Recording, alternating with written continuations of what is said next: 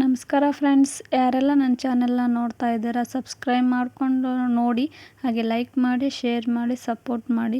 ವಿಡಿಯೋನ ಓಡಿಸ್ಕೊಂಡು ನೋಡಬೇಡಿ. ದಯವಿಟ್ಟು ನೀವು ಈ ವಿಡಿಯೋ ಮಾತ್ರ ಓಡಿಸ್ಕೊಂಡು ನೋಡಲೇಬೇಡಿ. ತುಂಬ ಹೆಲ್ದಿ ಟಿಪ್ಸ್ಗಳನ್ನು ಇದರಲ್ಲಿ ಹೇಳ್ತಾ ಇದ್ದೀನಿ. ಹಾಗಾಗಿ ಇದು ಯಾವ ಸೊಪ್ಪಪ್ಪ ಅಂದರೆ ಅಕ್ಕರ್ಕೆ ಸೊಪ್ಪು ಅಂತ ಹೇಳ್ತಾರೆ. ನಮ್ಮ ಉತ್ತರ ಕರ್ನಾಟಕದ ಸೊಪ್ಪು. ಇದು ಫೇಮಸ್ ಸೊಪ್ಪು ನೋಡ್ರಿ. ಇದನ್ನು ನೋಡೋಕೆ ಹೆಂಗೈತೆ ನೋಡ್ರಿ, ಈ ರೀತಿಯಾಗಿ ಐತಿ. ಚಿಕ್ಕ ಚಿಕ್ಕ ಲಾಸ್ಟಲ್ಲಿ ಸಣ್ಣದು ಮುಳ್ಳು ಇರ್ತಾವೆ ನೋಡ್ರಿ. ಈ ರೀತಿಯಾಗಿ ಈ ಸೊಪ್ಪು ತಿಂದರೆ ಮೈಯಾಗಿನ ಜಡ್ಡೆಲ್ಲ ಬಿಟ್ಟು ಓಡಿ ಹೋಗ್ತಾವಂತಾರೆ ನಮ್ಮ ಹಿರಿಯರು. ಅಂಥದ್ದು ಏನೈತಪ್ಪ ಈ ಸೊಪ್ಪಿನಾಗ ಅಂತಂದ್ರೆ, ಇದರ್ಲಿಂತ್ರ ಏಡ್ಸು, ಕ್ಯಾನ್ಸರು, ಕಿಡ್ನಿ ಸ್ಟೋನ್ಸ್ ಇವೆಲ್ಲ ನಿವಾರಣೆ ಆಗ್ತಾವೆ ನೋಡ್ರಿ. ಪ್ರತಿದಿನ ಇವನ್ನ ತಿಂದು ಅಂದ್ರೆ ಅಷ್ಟು ನಿವಾರಣೆ ಆಗ್ತದೆ. ಕಿಡ್ನಿ ಸ್ಟೋನ್ ಮೇನ್ ಇರೋರು ಮಾತ್ರ ಇದನ್ನು ಸೊಪ್ಪು ತೊಗೊಂಡು ಒಂದು ಗ್ಲಾಸ್ ನೀರು ಹಾಕಿ ಮಿಕ್ಸಿಗೆ ಹಾಕ್ಕೊಂಡು ಜ್ಯೂಸ್ ಮಾಡ್ಕೊಂಡು ಕುಡಿದ್ರೆ ಅವರು ಹಳ್ಳು ಎಲ್ಲಿ ಹೋದ್ವು ಅನ್ನೋದನ್ನು ಗೊತ್ತಾಗಂಗಿಲ್ಲ ನೋಡ್ರಿ. ಅಷ್ಟು ಬೆನಿಫಿಟ್ ಐತಿದು. ತುಂಬ ಒಳ್ಳೆಯ ಕೆಲಸ ಮಾಡುತ್ತಾ. ಸುಸ್ತು ಮತ್ತು ಇದು ಕಫ ಆಗಿರ್ತೈತಲ್ಲ, ಪಿತ್ತ ಅಂಥದ್ದೆಲ್ಲದನ್ನು ನಿವಾರಣೆ ಮಾಡುತ್ತೆ. ನಮ್ಮ ಉತ್ತರ ಕರ್ನಾಟಕದ ಕಡೆ ಇದು ಸಾಧಾರಣವಾಗಿ ನಮ್ಮ ಹೊಲದಲ್ಲಿ ನಮ್ಗೆ ಈಸಿಯಾಗಿ ಸಿಗುತ್ತೆ. ಹಾಗಾಗಿ ನಿಮಗೇನಾದರೂ ಇದು ಎಲ್ಲಾದರೂ ಈ ಸೊಪ್ಪು ನಿಮಗೆ ಹಕ್ಕರ್ಕಿ ಸೊಪ್ಪಿದು ಅಂತ ನಿಮಗೇನಾದರೂ ಗೊತ್ತು ಅಥವಾ ಯಾರಾದರೂ ಕೇಳಿದ್ರೆ ನೀವು ನೋಡಿದ್ರೆ ಅಂದ್ರೆ ಇದನ್ನು ಬಿಡಬೇಡಿ, ತೊಗೊಂಡು ಬರ್ರಿ ಮನೆಗೆ. ಪಚ್ಚಡಿ ಆದರೂ ಮಾಡ್ಕೊಂಡು ತಿನ್ನಿ. ಹಸಿದು ಪಚ್ಚಡಿ ಅಂದ್ರೆ ಇಲ್ಲ ನಾವು ಪಲ್ಯ ಮಾಡ್ಕೊಂಡು ತಿಂತೀವಿ ಅಂದಾದರೂ ತಿನ್ನಿರಿ. ಒಟ್ಟಿನಲ್ಲಿ ಇದನ್ನು ಸೇವಿಸ್ರಿ. ಎಲ್ಲಿದ್ದರೂ ಈ ಸೊಪ್ಪನ್ನ ಬಿಡೋಕೆ ಹೋಗಬೇಡ್ರಿ. ಇದ್ರದ್ದು ಒಂದು ಸ್ಟೋರಿ ಐತಿ, ಹೇಳ್ತೀನಿ ನೋಡ್ರಿ. ಒಂದು ಮನ್ಯಾಗ ಮಗ ಸೊಸೆ ಅತ್ತಿ ಇರ್ತಾರೆ. ಮಗ ಸೊಸೆ ಕೂಡ ಅತ್ತಿ ಜಗಳ ಮಾಡಿ ಹೊಲಕ್ಕೆ ರೊಟ್ಟಿ ಕಟ್ಕೊಂಡು ಹೋಗ್ಬಿಡ್ತಾಳೆ. ಹೋದ್ನಿ ಅಂದ್ರೆ ಏನಾಗುತ್ತೆ, ಬುತ್ತಿ ಬಿಚ್ಚಿದಾಗ ಗೊತ್ತಾಗುತ್ತೆ ಆಕೆಗೆ ನಾ ಪಲ್ಯನ ಕಟ್ಕೊಂಬಂದಿಲ್ಲ ಅಂಥೇಳಿ. ಅವಾಗಂತಂತ ಈ ಹಕ್ಕರ್ಕಿ ಸೊಪ್ಪು ಹೊಲ್ದಾಗಿದ್ದಿದ್ದು, ನಾನು ಯಾರ ಹಂಗಿಲ್ದ ಬೆಳೆದೀನಿ, ನೀನು ಯಾರು ಹಂಗಿಲ್ದನ ಈ ಪಲ್ಯ ಹಚ್ಕೋ ಅಂಥೇಳಿ ಹೇಳತ್ತಂತ.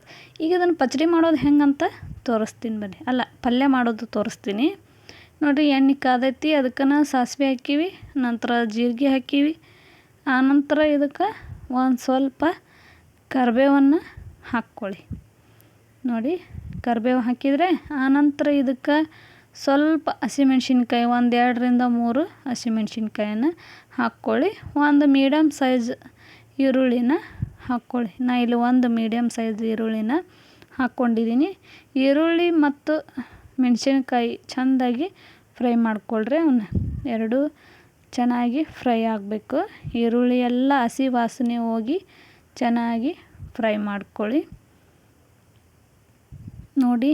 ಈಗ ಈರುಳ್ಳಿ ಚೆನ್ನಾಗಿ ಫ್ರೈ ಆಗಕತ್ತೈತೆ ನೋಡ್ರಿ. ಇದ್ರದ್ದು ಈ ಸೊಪ್ಪಿಂದು ಪಲ್ಯ ತಿಂದು ನೋಡ್ರಿ ನೀವು ಎಷ್ಟು ಟೇಸ್ಟ್ ಅನಿಸುತ್ತಾ ನೋಡಿ. ಹಾಗೆ ಒಂದು ಸ್ವಲ್ಪ ರುಚಿಗೆ ತಕ್ಕಷ್ಟು ಉಪ್ಪನ್ನು ಕೂಡ ಹಾಕಿ, ಈ ಸೊಪ್ಪಿನ ಏನಾದರೂ ಪಲ್ಯ ಮಾಡಕತ್ತೀರಿ ಅಂದ್ರೆ ಉಪ್ಪನ್ನ ಕಡಿಮೆ ಹಾಕ್ಕೊಳ್ಳಿ. ಯಾಕಂದ್ರೆ ನೋಡುವಾಗ ಸೊಪ್ಪು ಭಾಳ ಕಾಣಿಸುತ್ತೆ, ಅದು ಆಮೇಲೆ ಫ್ರೈ ಆದ ತಕ್ಷಣ ಸ್ವಲ್ಪ ಆಗುತ್ತೆ. ಹಾಗಾಗಿ ಉಪ್ಪನ್ನು ಜಾಸ್ತಿ ಹಾಕ್ಕೊಳಕ್ಕೆ ಹೋಗಬೇಡಿ, ಸ್ವಲ್ಪ ಕಮ್ಮಿನೇ ಹಾಕ್ಕೊಳ್ಳಿ. ಈಗ ನೋಡಿರಿ, ಸಣ್ಣಗೆ ಹೆಚ್ಚಿಟ್ಕೊಂಡಿದ್ವಲ್ಲ ಅಕ್ಕರ್ಕಿ ಸೊಪ್ಪನ್ನು ಚೆನ್ನಾಗಿ ತೊಳೆದು ಸಣ್ಣಗೆ ಹೆಚ್ಚಿಟ್ಕೊಂಡಿದ್ವಿ, ಅದನ್ನು ಹಾಕಕತ್ತೀನಿ ನೋಡಿರಿ. ಇದನ್ನೀಗ ಫ್ರೈ ಮಾಡ್ಕೊಳ್ಳಿ ಚೆನ್ನಾಗಿ. ಈರುಳ್ಳಿ ಮೆಣಸಿನ್ಕಾಯಿ ಜೊತೆಗೆ ಫ್ರೈ ಆಗಲಿ ನೋಡಿರಿ. ಈಗ ಎಷ್ಟು ಕಾಣಕತ್ತೈತಲ್ಲ, ಫ್ರೈ ಆಗ್ತಾ ಸ್ವಲ್ಪ ಆಗಿಬಿಡುತ್ತೆ. ಹಾಗಾಗಿ ಉಪ್ಪನ್ನು ಕಡಿಮೆ ನೋಡಿಕೊಂಡು ಹಾಕ್ಕೊಳ್ಳಿ. ಯಾವುದೇ ಸೊಪ್ಪಾಗಲಿ ನೋಡಿಕೊಂಡು ಬಳಸ್ಕೊಳ್ಳಿ. ಇದು ಈ ಹಕ್ಕರ್ಕಿ ಸೊಪ್ಪನ್ನ ಯಾರು ಬೀಜ ಹಾಕಿ ಹೊಲ್ದಾಗ ಹಾಕಂಗಿಲ್ಲ. ಎಲ್ಲಿ ಫಲವತ್ತಾದ ಹೊಲ ಇರ್ತೈತೆ ನೋಡ್ರಿ, ಅಲ್ಲಿ ಮಾತ್ರ ಇದು ಬೇಜಾನ್ ಬೆಳಿತೈತಿ.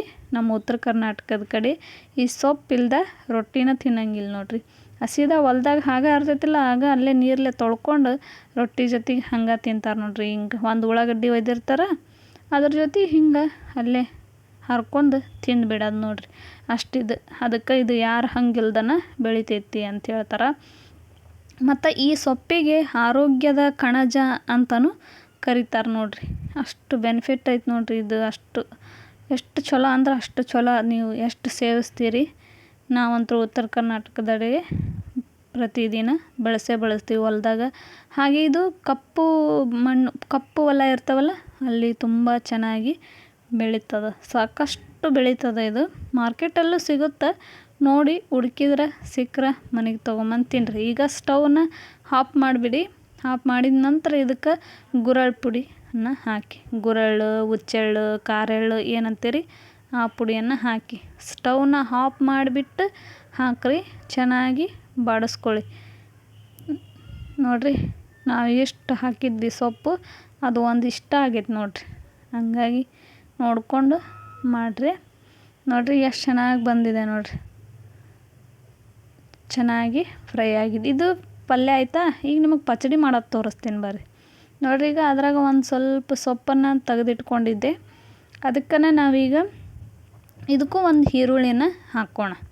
ಮೀಡಿಯಮ್ ಗಾತ್ರದ ಒಂದು ಈರುಳ್ಳಿನ ಸಣ್ಣಾಗಿ ಕಟ್ ಮಾಡಿಕೊಂಡು ಹಾಕ್ಕೊಳ್ಳಿ. ಇದಕ್ಕೆ ಹಾಕ್ಕೊಂಡ್ಮೇಲೆ 1 ಸ್ಪೂನು ಅಥವಾ 1.5 ಸ್ಪೂನು ಖಾರದ ಪುಡಿನ ಹಾಕ್ಕೊಳ್ಳಿ. ನಾನಿಲ್ಲಿ 1.5 ಸ್ಪೂನನ್ನು ಹಾಕ್ಕೊಂಡಿದ್ದೀನಿ ನೋಡಿರಿ ಖಾರನ. ನೋಡಿರಿ ಹಸಿರು ಸೊಪ್ಪು ಕೆಂಪು ಖಾರ ಎಷ್ಟು ಚೆಂದ ಕಾಣತೈತಿ. ಸ್ವಲ್ಪನ ಉಪ್ಪು ಹಾಕ್ಕೊಳ್ರಿ, ಜಾಸ್ತಿ ಹಾಕ್ಕೊಳಕ್ಕೆ ಹೋಗ್ಬೇಡ್ರಿ, ಉಪ್ಪು ಅನಿಸ್ಬಿಡ್ತೈತಿ ಮತ್ತು. ನೋಡಿ 1 ಸ್ಪೂನು ಎಣ್ಣೆನ ಹಾಕ್ಕೊಡ್ರಿ. ಆನಂತರ ಅದೇ ಆಗಲೇ ಹಾಕಿದ್ವಲ್ಲ ಗುರಳ್ ಪುಡಿ ಅದನ್ನು ಹಾಕ್ಕೊಂಡು ಕೈಲೇ ನೋಡಿರಿ ಉಪ್ಪು ಖಾರ ಎಣ್ಣೆ ಗುರಳ್ ಪುಡಿ ಸೊಪ್ಪು ಇಷ್ಟೂ ಚೆಂದಾಗಿ ಮಿಕ್ಸ್ ಆಗ್ಬೇಕು. ಆ ರೀತಿ ಕಲಿಸ್ಕೊಳ್ರಿ. ಇದು ತೋರಿಸ್ತಾ ಇದ್ದೀನಿ ನೋಡಿರಿ, ಈ ರೀತಿ ಕಲಿಸ್ಕೊಂಡು ತಿನ್ನಿರಿ. ನೋಡಿರಿ ರೊಟ್ಟಿ ನೋಡಿರಿ ಇಲ್ಲಿ ರೆಡಿ ಅದಾವು. ನೋಡಿರಿ ಪಲ್ಯನೂ ರೆಡಿ ಆಗೈತಿ, ಈ ಕಡೆ ಪಚಡಿನೂ ರೆಡಿ ಆಗೈತಿ. ಇದ್ರ ಜೊತೆಗೆ 1 ಸ್ಪೂನು ಶೇಂಗಾ ಪುಡಿನೂ ಹಾಕ್ಕೊಳ್ರಿ. ಅದ್ರಾಗ ಒಂದು ಸ್ವಲ್ಪ ಮೊಸರು ಹಾಕ್ಕೊಂಡು ತಿಂದ್ವಿ ಅಂದ್ರೆ ಸೂಪರ್.